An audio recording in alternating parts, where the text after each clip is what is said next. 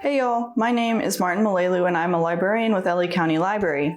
Today, we're going to talk a little bit about simple machines, how they work, where you might find them in everyday life, and then we're going to do a little activity so you can test out some simple machines in your own home. So simple machines are designed to make work easier, and work is the force times the distance needed to move an object. So while a simple machine might not change the amount of force needed to move an object, it'll change the direction of the force or the type of force, making work easier in that way rather than changing the amount of force needed. So there are 6 types of simple machines: the inclined plane, the wedge, the lever, the screw, the pulley, and the wheel and axle. Today, we're going to focus on the pulley, and the pulley is a little bit uncommon. Looking around my apartment, I don't see a pulley. I see a lot of other simple machines. There's plenty of levers and inclined planes and various other simple machines, but I don't see a single pulley. So the places that we might see pulleys are in an elevator. Elevators are often driven by pulley motors. If you go to the shore, if you go to the ocean, you might see boats out there that use pulleys to raise and lower the sails. You might also see pulleys if you drive by a construction site and there's like a big crane. It might use a pulley to raise and lower part of the crane up and down. But those are pretty much the most common places I think that you or I might see a pulley. The way a pulley makes work easier is by allowing whoever is using it to use their body weight to pull down on something rather than lift it up, right? So you can imagine that if you are holding something and leaning back or pulling straight down, it's going to be much easier than trying to lift it up. So let's test this out at home. All right, so I've gathered a couple supplies that I think that we can use to make a pulley at home. This is the pulley that we're gonna be making, and it works by making this cup right here move up. Right, so I'm pulling on this string on this end, and it turns this, which is essentially a wheel and axle, which then in turn lifts this cup up, right? So instead of me having to lift this cup myself, I just have to pull down and it lifts the cup. So let's make this. I've got this little cup right here that I'm gonna use. I've got a craft knife. I've got a pen. I've got one craft stick. I've got some string. This is a shoelace. I might end up needing more string right now, but I'm not sure. I'm gonna start with just this one. I've got some glue. I just have regular white glue. I've got some scissors, a paper towel roll. You can definitely also use a toilet paper roll because we're only gonna use a tiny part of this. And I've got some cardboard. All right, so the first thing we're gonna wanna do is we're gonna cut 2 circles out of this cardboard that are bigger around, that have a bigger circumference than this. So I am going to trace this candle that I have because it is bigger than this. So we need 2 of them. So I'm gonna go ahead and trace this and cut out 2 circles.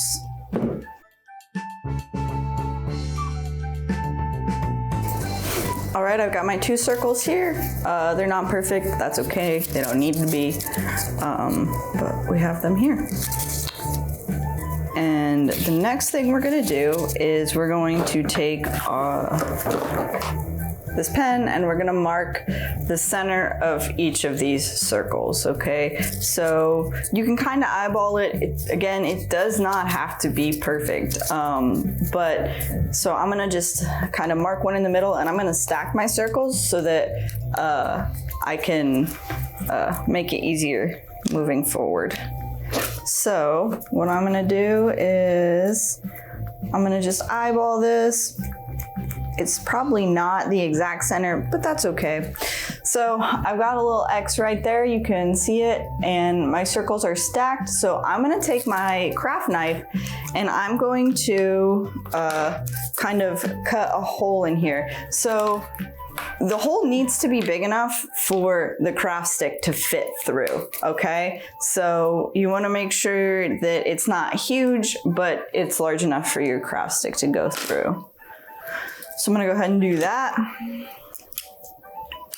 Just remember, if you're using a craft knife, you might need parental supervision or an adult with you to help you out with that. If you feel a little nervous doing it on your own, no worries. It can be a little dangerous.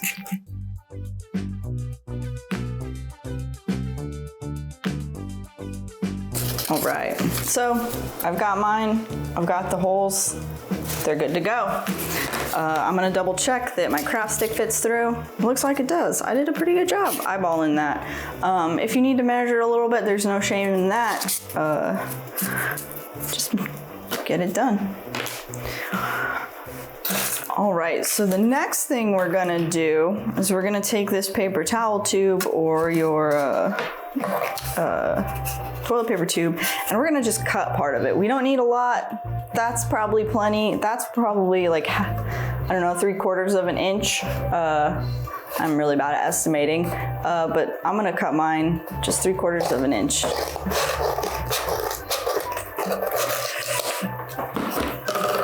All right, so we've got this, and now we're going to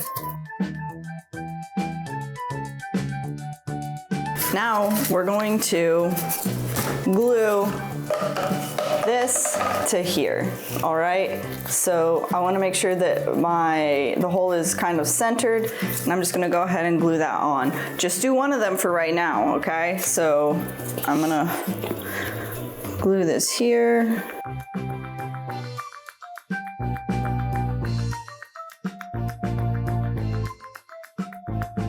It's not dry, clearly, because I just did it, but I've got that right there. All right, so now I'm gonna take my craft stick and I'm gonna push it through so that it's like that. All right, and then I'm going to take my other one and I'm going to stick it down on here, and then I'm gonna put some glue around here so that it sticks to the other side.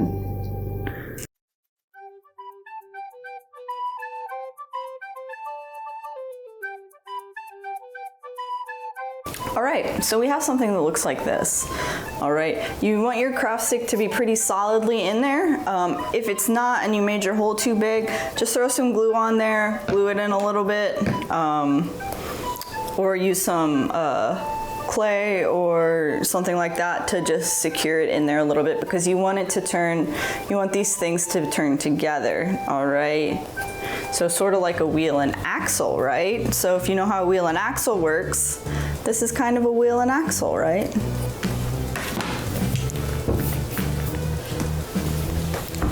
All right, so the next thing we're gonna do is, oh, I got a little glue on my table, that's okay, is we're gonna take our cardboard again and we're gonna cut, we need two pieces that are roughly the same size. So I'm gonna take this piece right here, which if I had to guess, like I said, I'm really bad at estimating. This is probably like 8 inches across by like 2.5 inches this way maybe.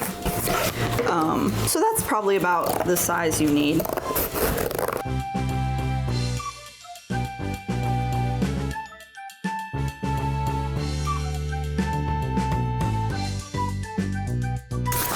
All right, so I've got these two pieces. I had it easy. I'm sorry if you have to measure them out a little bit more to create your pieces like this.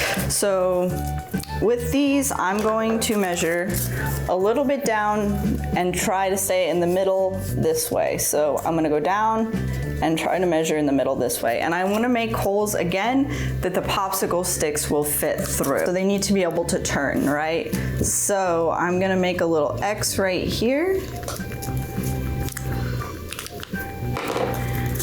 So you can see I have my X right there.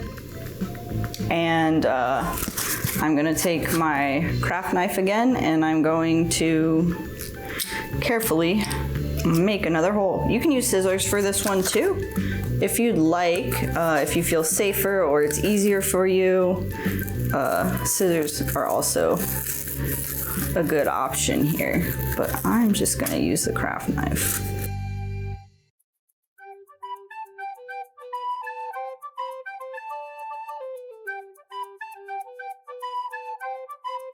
So I've got it in there, it turns, it's about that big, the thing turns, it's good.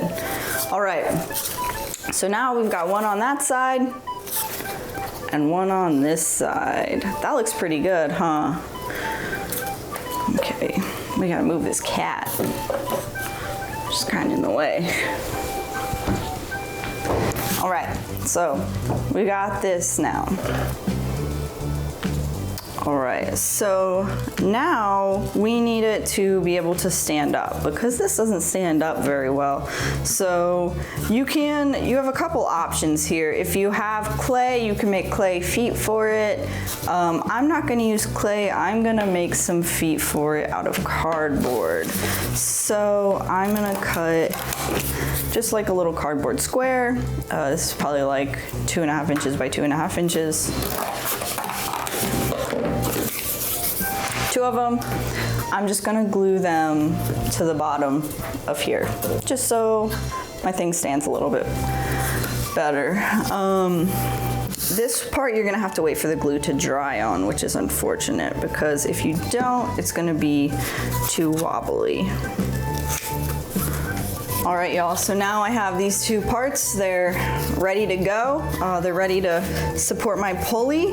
And I'm going to take this part that I made earlier and I'm gonna stick this in here and I'm gonna stick this in here. And it should be able to turn inside this thing freely. To make mine a little bit more secure, I am gonna glue these 2 parts together right here, just to make it a little bit more secure. I do wanna make sure I'm not squishing this because this does need to be able to turn. All right, so I'm gonna go ahead and do that real quick. And now I'm waiting for this to dry. And I thought about it a little bit more and I don't think that this is gonna be quite long enough. All right, so this is probably like 2.5 to 3 feet of string. Like I said, I'm very bad at estimating, so who knows how long this actually is.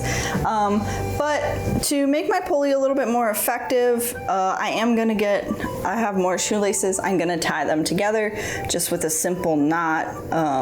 It should make it a little bit, it should make the pulley work a little bit better and be a little bit more appealing. All right, so I'm gonna cut off these little extra bits here too after I tie a little bit more. So I have 3 of these shoelaces. I'm gonna tie them together.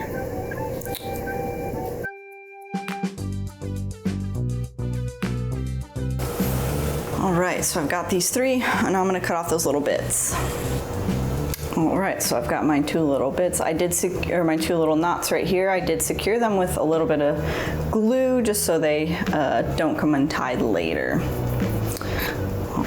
All right, so I've got my finished pulley right here, and to finish it up, what I did was I took this cup, I poked a hole in the bottom, and I tied a knot, and I threaded it through to support it, and then I wrapped my shoelace around. I made sure not to wrap it too tight. I wrapped it around here a few times. I did make sure not to wrap it too tight because then your pulley won't work, and also you want to leave some tail that you can pull on. So let's see my pulley in action.